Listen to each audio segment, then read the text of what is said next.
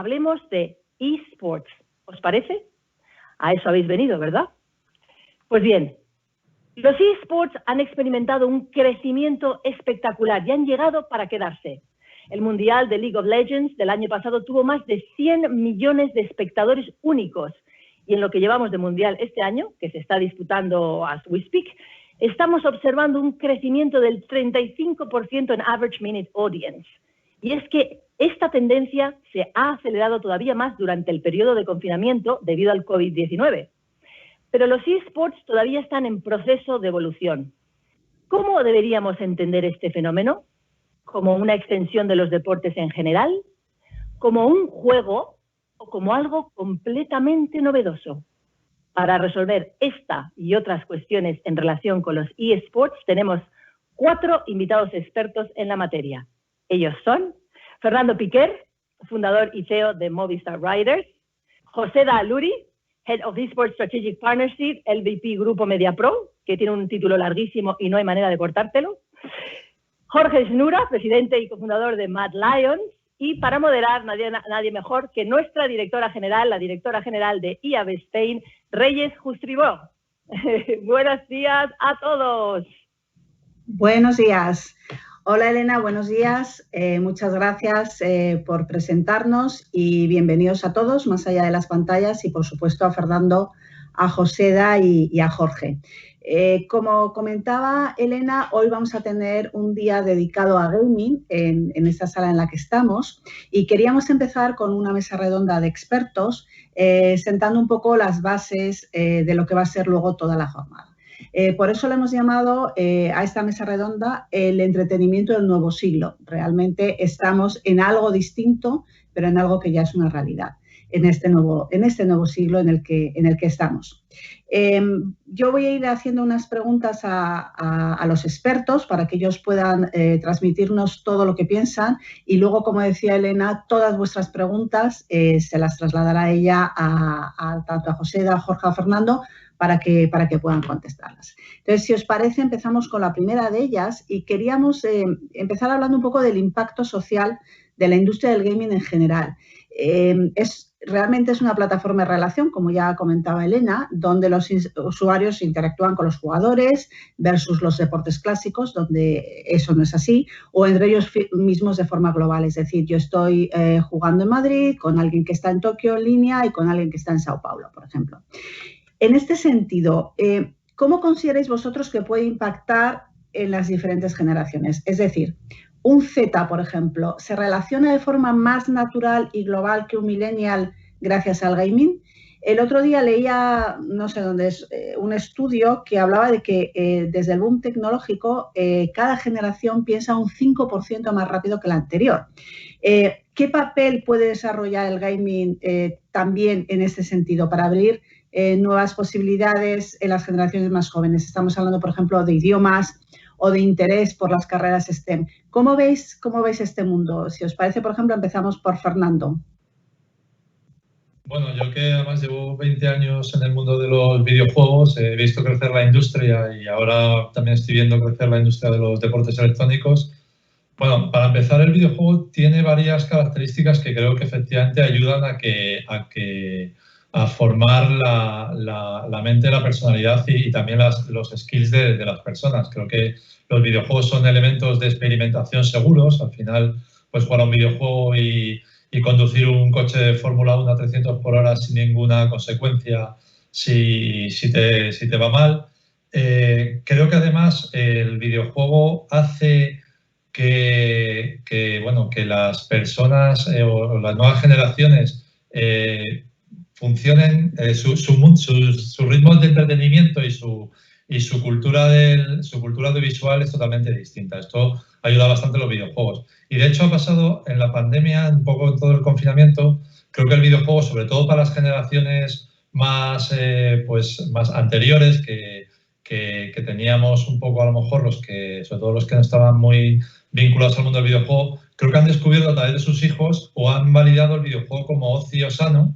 Durante la pandemia es algo que muchos chavales en casa, sin poder salir, una parte grande de su ocio eran los videojuegos, y sobre todo ha pasado una cosa bastante relevante, y es que estas generaciones, la millennial y la Z, desde el día 1 seguían conectados a sus amigos gracias a los videojuegos. O sea, los videojuegos después del confinamiento ha sido el elemento social y el elemento de conexión con sus amigos, cosa que generaciones anteriores en muchos casos han tenido que encontrar, descubrir y aprender a usar plataformas de comunicación para poder comunicarse de forma audiovisual con el resto o con sus amigos, con sus familiares, etcétera. Entonces, bueno, el videojuego es algo que ha crecido silenciosamente, o no tan silenciosamente, pero sobre todo ha sido algo que ha crecido en generaciones partiendo de la millennial especialmente, y creo que efectivamente genera un cambio social muy grande, que afectará sin duda al aprendizaje y a la formación. Tengo un artículo de referencia hace muchos años, de cuando hablábamos de gamificación, un artículo muy relevante que decía por qué los niños les cuesta tanto aprender la tabla periódica de los elementos químicos y tampoco aprender la tabla de los Pokémon, cuando los Pokémon son 3 o 4 veces más que las... Y básicamente es por la motivación que el videojuego te ofrece también para aprender, ¿no? Y eso creo que son elementos a tener en cuenta. Joseda, ¿qué opinas tú? Bueno, a ver, estoy muy de acuerdo con Fernando. La pandemia sí que ha tenido un efecto muy importante a la hora de poner en relevancia también este tipo de entretenimiento, como precisamente decía Fernando, un entretenimiento sano. Pero además, todos los que realmente eran gamers ya estaban preparados para tener una comunicación y una relación interpersonal de una manera digital, con lo cual, pues por ejemplo, para toda esta gente que ha tenido que hacer formación remoto, digital, no suponía un salto en cuanto a sus costumbres, etcétera, con lo cual ahí ya de salida estaban mucho más preparados. Pero a nivel general, el gaming también, lo que sí vemos, pues si por un lado hay una parte de formación, es también que de alguna manera te prepara para, entre otras cosas, lógicamente, pueden ayudar a adquirir una serie de habilidades que te permiten pues ser mucho más capaz en el entorno profesional, si esto lo has vivido desde el principio, ¿no?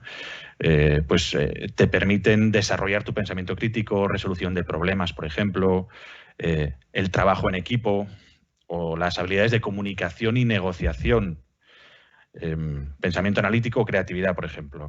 Al fin y al cabo, un videojuego permite a los jugadores pues, una inmersión en mundos fantásticos, en mundos, digamos, imaginativos, que te obliga, en cierto modo, a o competir o colaborar con tus propios pues amigos o jugadores, o resolver incluso retos intelectuales.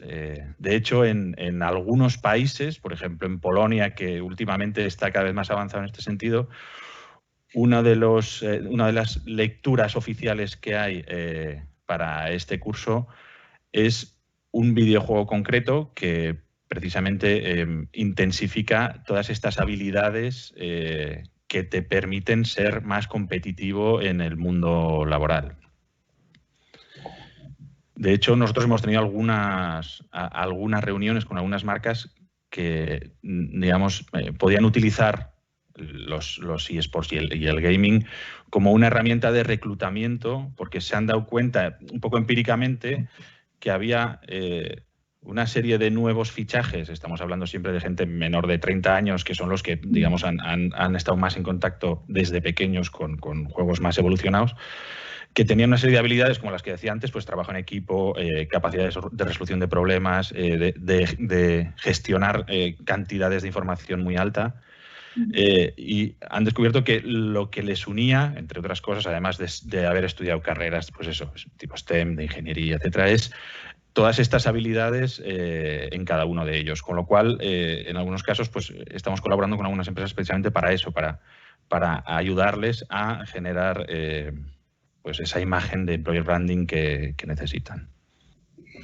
Fenomenal. Y Jorge, ¿cuál es tu opinión? ¿Cómo lo ves tú?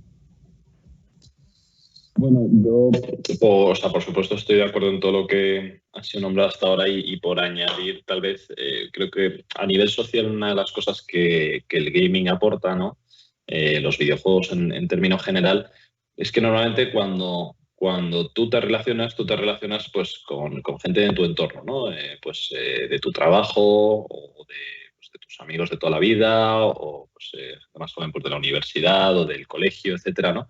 Mientras que el gaming al final lo que permite es que tú entras en una partida, tú estás jugando con otras X personas que pueden ser de distintos sitios de España o de Europa o del mundo, en algunos casos, y te relacionas con ellos y a través de eso se forjan muchas amistades.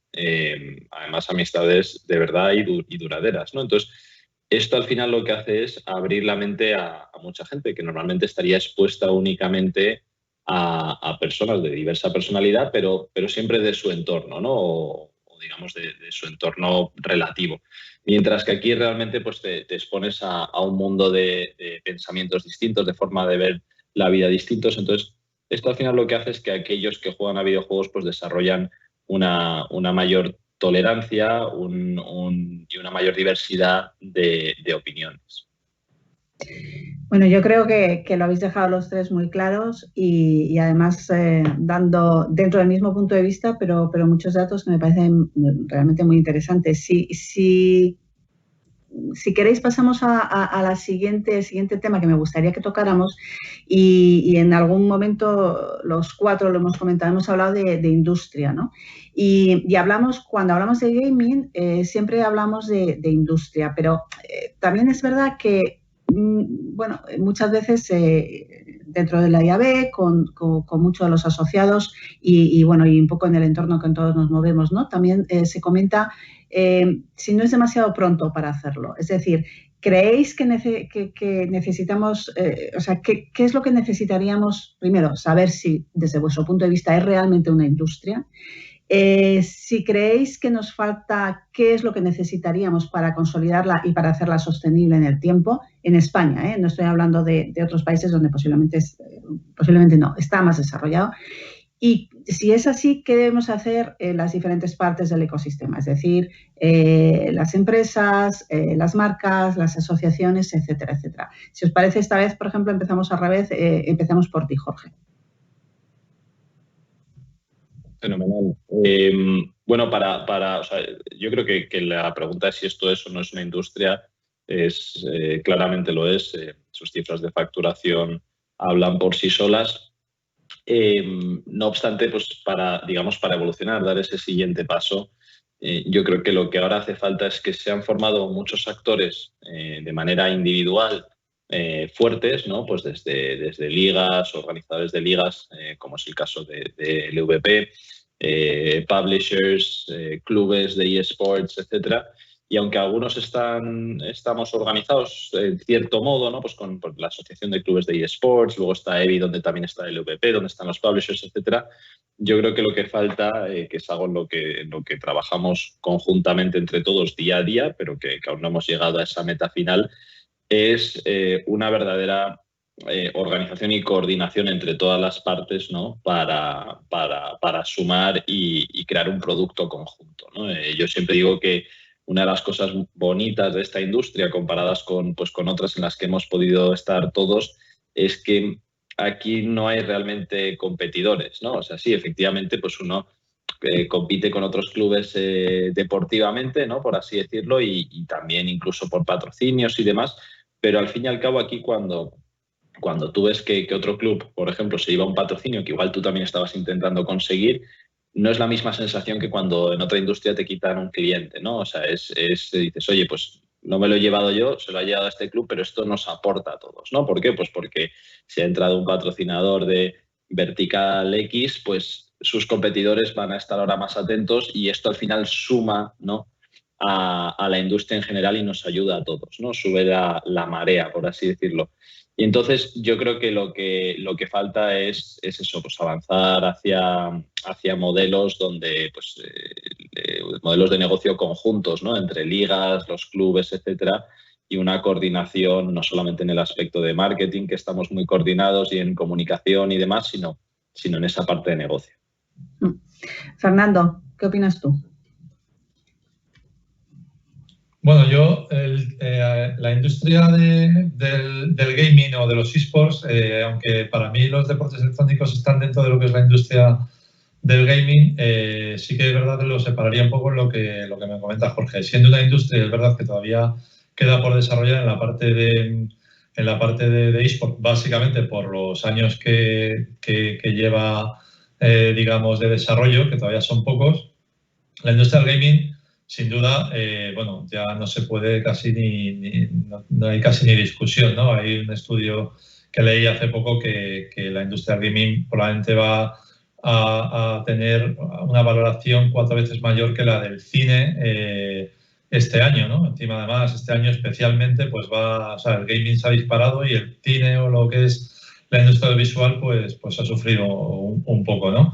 Y bueno, como decía un amigo, un colega de la industria, cuando nos dedicamos a desarrollar videojuegos, decía, es que esta industria es mejor que la del cine, pero nos falta glamour. Decía, es que no tenemos el glamour, nos faltan unos Oscars y nos falta... Y es verdad que, bueno, que también un poco por un tema generacional, efectivamente, es una industria que ha crecido, como decía antes, silenciosamente, pero que tiene un poder muy grande. En España lo que sucede, básicamente lo que creo que nos sucede muchas veces con las nuevas industrias, y ojalá con el momento de los esports no perdamos ese tren. Y es que en España, siendo uno de los países que más videojuegos consume o que más se gasta en videojuegos, sin embargo no somos una gran industria desarrolladora de videojuegos. Hay muchos pequeños estudios haciendo pues mucho desarrollo, principalmente independiente, pero no somos una gran industria. Y creo que siendo un país con mucho talento, con capacidad de hacer grandes productos, creo que nunca hemos, a nivel estatal, nunca hemos sido capaces de apropiarnos de un discurso que es el de la innovación y es el de ser pues un poco el cabeza de playa de una industria, ¿no? Y en el caso de los esports yo lo veo claramente. O sea, tenemos uno de los países en Europa más avanzados en cuanto a patrocinios, en cuanto a compañías de esports, en cuanto a gestión de esas compañías, y sin embargo creo que falta una atracción o una capacidad de apropiarse de todo eso a nivel regional, a nivel estatal, de anunciarnos como capital o como país de esports y atraer talento. Y eso creo que es algo que esto se hace de muchas maneras, bueno, con ventajas, con alguna serie de cosas, pero que creo que muchas veces o sea, somos testigos de un fenómeno de transformación digital. Para mí, probablemente el mejor ejemplo de transformación digital del mundo del entretenimiento en los últimos años. Creo que hay mucho emprendimiento privado en este país intentando sacar esto adelante y creo que falta apoyar un poco todo ese emprendimiento y aprovecharse de ello. En el fondo ahora estamos hablando de qué vamos a hacer, de cómo vamos a superar esta crisis y tal, y creo que hay mimbres muy buenos en España para hacer. Y creo que los esports claramente es un territorio importante para podernos apalancar ahí. Sí, poner en valor y efectivamente trabajar también desde el Estado para fomentarlo. Joseda.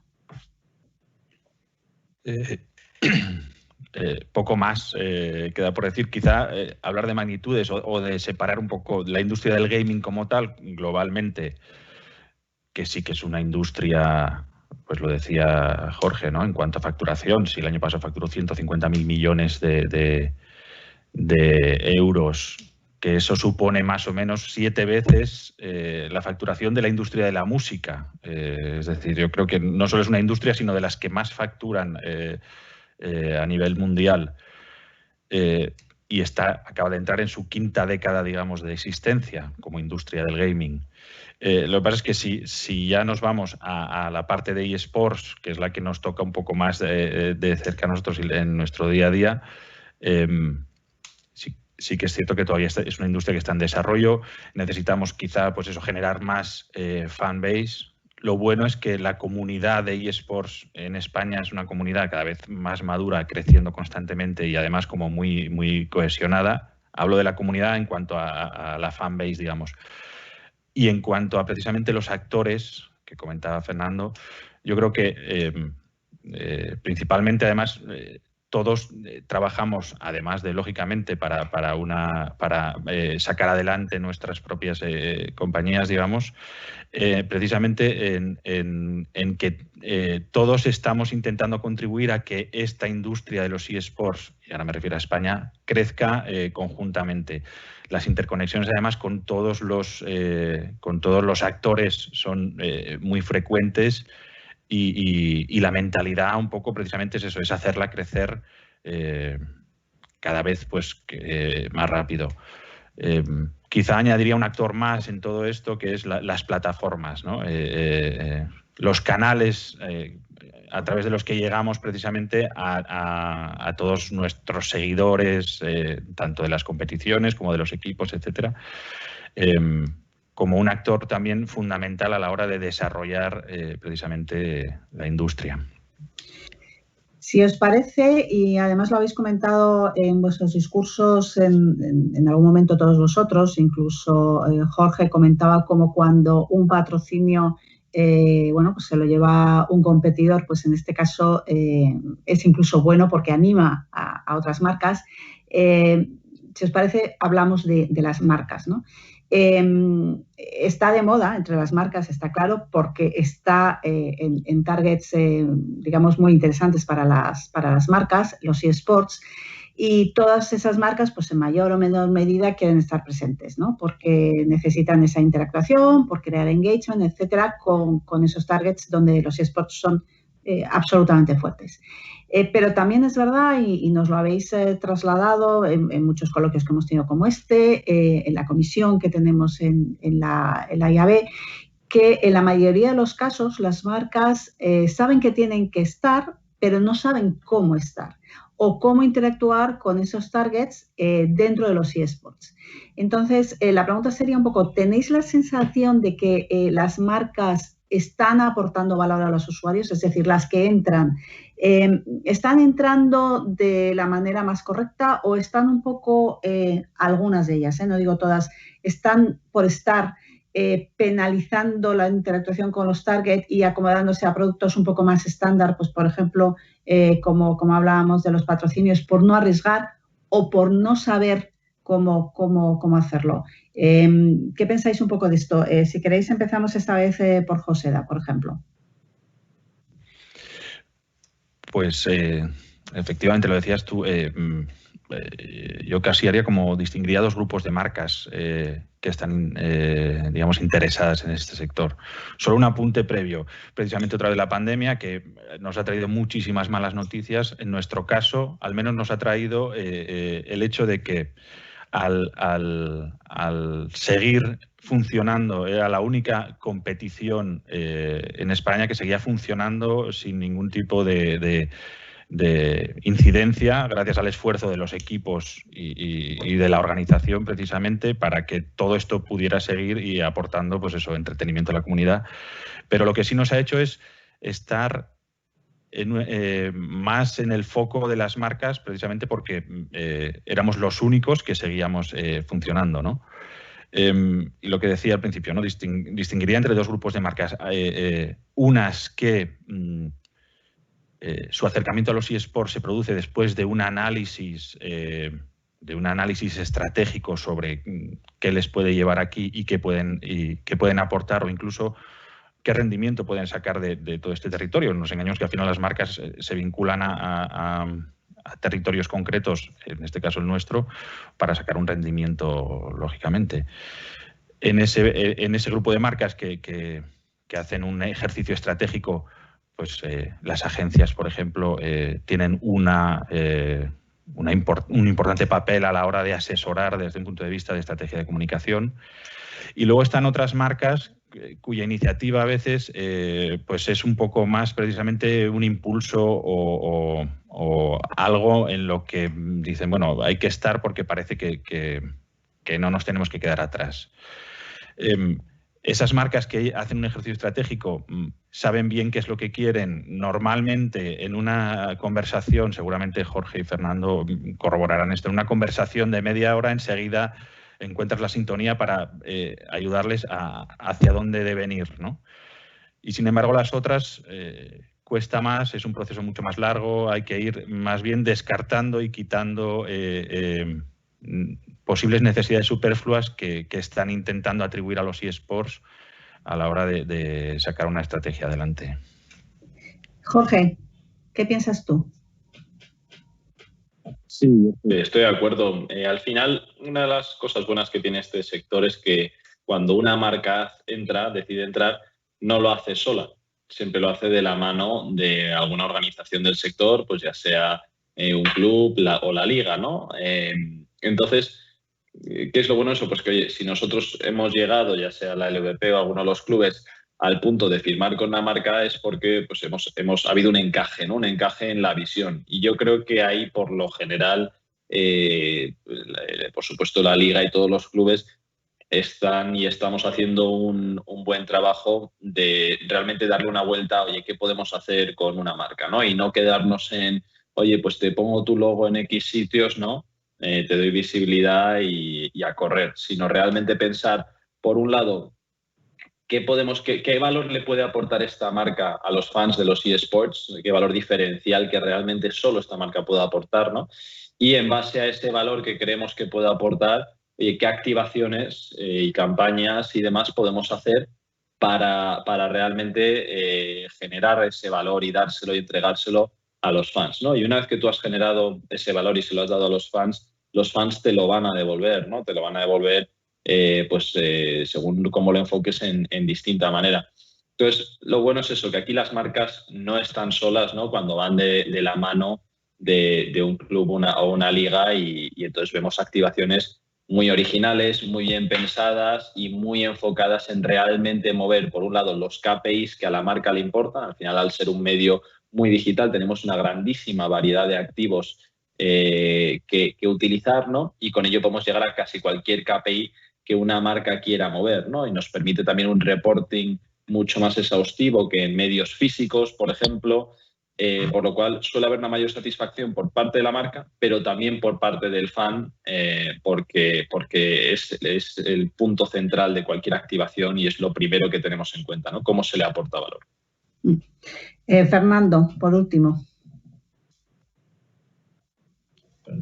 Yo diría que a nivel de marcas que deciden entrar y otras que hacen o que no lo tienen tan claro y todo eso, porque al final somos personas, ¿no? Y hay mucha gente que toma decisiones que en cada marca que son los que al final deciden en este tipo de acciones, sobre todo, que son todavía como más apuestas o más algo, digamos, fuera de la caja.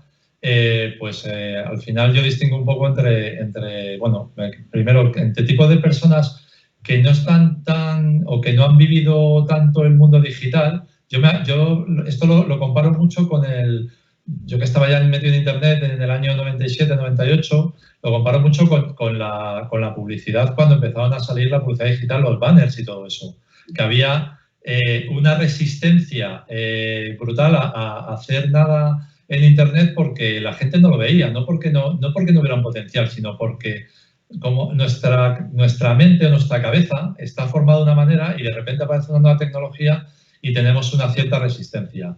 20 años después, con el tema de los eSports, sí que yo muchas veces me di cuenta que gente en algunas marcas, responsables de algunas marcas, han vivido ese mundo digital y ya, aunque sea por prudencia, dice, bueno, vamos a ver, vamos a intentar entrar aquí. Y hay otros que no lo ven, porque no han sido sensibles al mundo del videojuego, no entienden eso y no. Entonces, claro, al final creo que es algo que va a ser algo pues como el mundo de la publicidad digital, que todas las marcas en el futuro van a estar aquí. Ahora hay una oportunidad que no habrá más adelante, que es un poco efectivamente la cualificación de entrar de los primeros y ser un poco una marca que acompaña el ocio de los jóvenes y que los jóvenes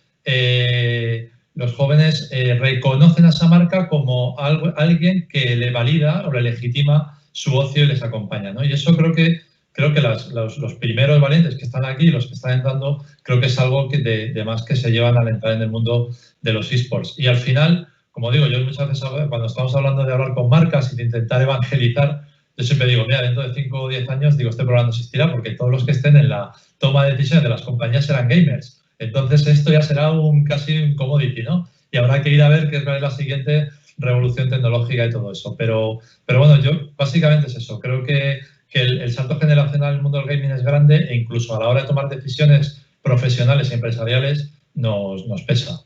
Influye también. Vale, por último, y porque ya estamos terminando el tiempo, y aquí os pido que seáis un poco escuetos, tema de las métricas, que siempre sale, que hemos comentado muchas veces en la propia comisión de eSports de IAB o en distintos foros o webinars, la necesidad de establecer unas métricas homogéneas y una medición fiable, ¿no?, para esa consolidación y despegue, que las marcas también entiendan todo lo que hay aquí detrás y a partir de ahí generen todavía más inversión.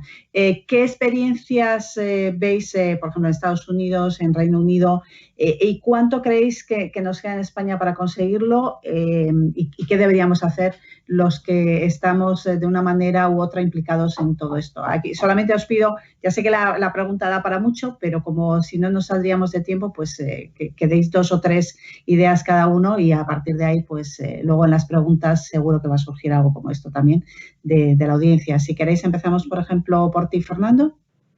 Sí, bueno, yo por ser breve, efectivamente hay que trabajar en cada vez dar un mejor escenario de métricas y creo que básicamente el punto de encaje de las métricas aquí, como digo, hay una parte cuantitativa, otra cualitativa y creo que es saber encontrar esa mezcla entre lo que nos han enseñado la publicidad digital estos últimos años en cuanto a métricas para cualificar y cuantificar estos datos y probablemente también tomar, como hacemos muchas veces, ejemplos del deporte tradicional para poder agregar esa valoración, ese valor que aportan las marcas a través de los patrocinios dentro de este territorio. Y es buscar esa mezcla para establecer una plataforma que dé esas métricas correctas.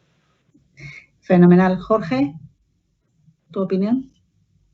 Sí, yo, estoy de acuerdo, y además lo bueno de este sector es que podemos realmente definir desde cero, oye, qué métricas son importantes y cómo. Entonces, creo que aquí lo bueno es que, como dice Fernando, podemos coger ejemplos del fútbol, pero también, o del deporte tradicional, pero también podemos coger ejemplos de otro tipo de ámbitos de marketing digital, ¿no? Entonces, básicamente, pues está aún por definir, ¿no?, toda la parte de las métricas, lo cual pues puede ser una desventaja, pero también puede ser una ventaja para no caer en ciertas trampas o en ciertos errores, ¿no?, que otras industrias pues llevan arrastrando muchos años casi por inercia.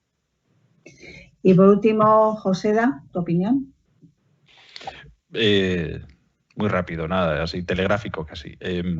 Bueno, al fin y al cabo, esto es un entretenimiento digital de una generación y como digital, la capacidad de medición es mucho más alta que los medios tradicionales en los que, basándose en una medición de audiencias más o menos, no es discutible, pero es menos concreta y menos empírica que la del digital, pues están basándose en negocios de miles de millones de euros, ¿no? En este caso, más allá de buscar precisamente la capacidad, lo decía Fernando, ¿no?, la capacidad que podemos tener de generar, por un lado, que sea un fenómeno de audiencias por ser un entretenimiento, y luego toda la parte cualitativa que añade, dar valor a toda esa parte cualitativa que añade que precisamente estemos involucrados en la pasión y en el entretenimiento de una generación, ¿no? Yo diría que nada más, para no alargarme viendo la hora. Muy bien, muchas gracias. Gracias a los tres y si os parece, entonces pasamos ya a las preguntas, Elena, que haya podido ir dejando la audiencia. Sí, gracias, Reyes, y gracias a los tres. La verdad es que a mí se me ha hecho un poco corto, había mucha chicha y mucha tela que cortar, pero tenemos una segunda mesa redonda después en la que vamos a seguir hablando de marcas eSports como oportunidad para las empresas. No obstante, preguntan en este sentido, como no podía ser de otra manera, ¿son los eSports para grandes marcas? ¿Qué pueden hacer las medianas y pequeñas? ¿Tienen sitio? Contesto yo, venga, rápidamente.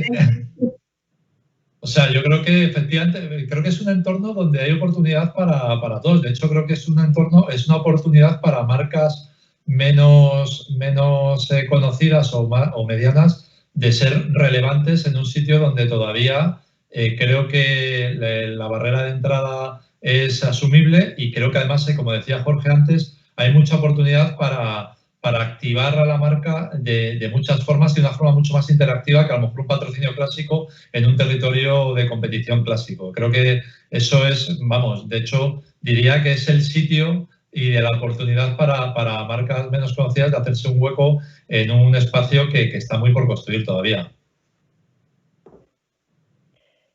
Bien, ¿estáis de acuerdo? Yo creo que esto es una gran oportunidad para cualquier marca mediana, como dice Fernando. Al ser digital, realmente tenemos una gran variedad no solamente de activos, sino también a nivel económico. O sea, porque lo digital pues, te permite escalar, ¿no? Y hacer cosas muy pequeñas con un overhead mucho más reducido. Entonces, si hay un sitio en el que entrar y un momento en el que entrar para una marca mediana es ahora, ¿no? Dentro de X años pues seguramente sea más difícil, pero ahora mismo es el sitio en el que estar sin duda alguna. Estupendo, pues ya lo sabéis, marcas medianas, no perdáis esta oportunidad. De hecho, en este sentido, yo aprovecho que nos queda, tengo alguna pregunta más, pero me queda la duda, y no sé si algunos de nuestra audiencia, si esto va por verticales. Es decir, ayer, por ejemplo, tuvimos a Clara Elliot Bauzá de TikTok, y ella nos contaba cómo las marcas están aprovechando TikTok, marcas que no se nos hubiera jamás imaginado. Hablaba del sector automoción, que utilizan el TikTok, los TikTok para llegar a su audiencia. ¿Esto va de verticales o son marcas que van con ese target a gente joven? O como decía Jesús en algún momento, Fernando, perdón, la audiencia va a ser igual para todos porque estos gamers van a ser los que en el futuro estén en las empresas. Es decir, ¿hay verticales más interesados o está abierto a todas las marcas participar como patrocinadores?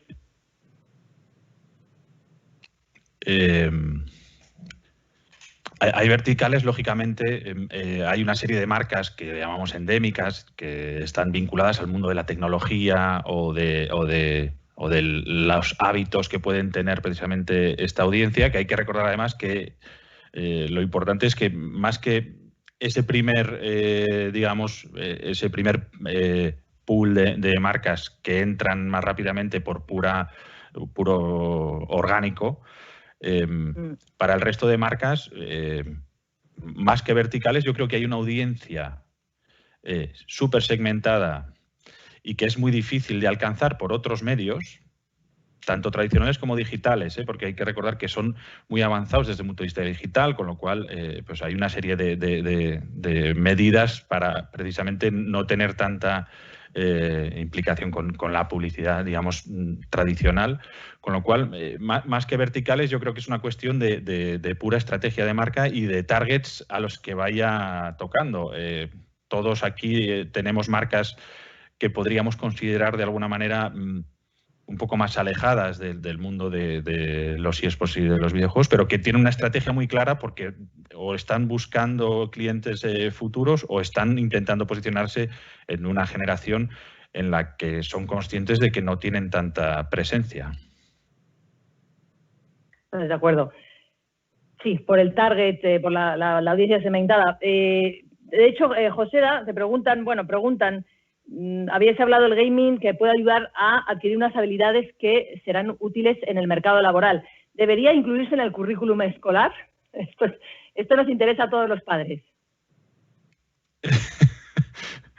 Debería incluirse. Buena pregunta, madre mía. ¿Por qué no? ¿Menos física y química y más gaming? Yo creo que habría que hacer una distinción entre los juegos, digamos, comerciales. Si habría que incluir en el currículum escolar. Bueno, ponía el ejemplo de Polonia, por ejemplo, pero hay más. O sea, hay una serie de juegos que son más o menos comerciales, que te posibilitan precisamente, entre otras cosas, eso, pero cada vez más se está desarrollando la gamificación en el aprendizaje. Y entonces ahora hay muchas circulares europeas precisamente y cursos para profesores para capacitarlos en la enseñanza vía videojuegos. Son videojuegos mucho más digamos, educativos y más orientados a un aprendizaje concreto, pero yo creo que sí que debería incluirse, como se han ido incluyendo, pues según qué avances a la hora de ir trabajando la educación de los hijos, que para todos los padres es lo más importante. A mí me gustaría añadir ahí, por experiencia personal, primero, yo he contratado varias veces a gente que me llamaba la atención por ser el líder de un clan, de un juego online, y llevaba 60 personas a su cargo en el propio juego. Y decíamos, oye, este tío juega videojuegos, le gusta tal, además desarrolla un poco pues labores de liderazgo. Y en una antigua compañía mía, cuando hacíamos Pocoyo en Cinquia, os diré que David Cantoya, mi socio, y yo, en un deck de inversores que hicimos para buscar inversores para la compañía, parte de nuestro currículum era que éramos nivel 60 en World of Warcraft, que era un juego online en aquella época. Que llegar a nivel 60 era demostrar que jugabas a videojuegos y que te gustaba el juego, porque yo lo pienso así, creo que es un activo profesional el tema de tener habilidades en videojuegos. Creo que es algo que tiene y que debe formar parte de un currículum. Estupendo, es decir, que mi hijo de 14 todavía tengo esperanzas de que sea algo de provecho en la vida. Por supuesto. Última pregunta, estamos sin tiempo, pero no quiero dejar de hacerosla. ¿Qué opináis, y hacerla rápida la respuesta, qué opináis sobre la red social Twitch? ¿Podría ser otra forma de entrada en el territorio gaming?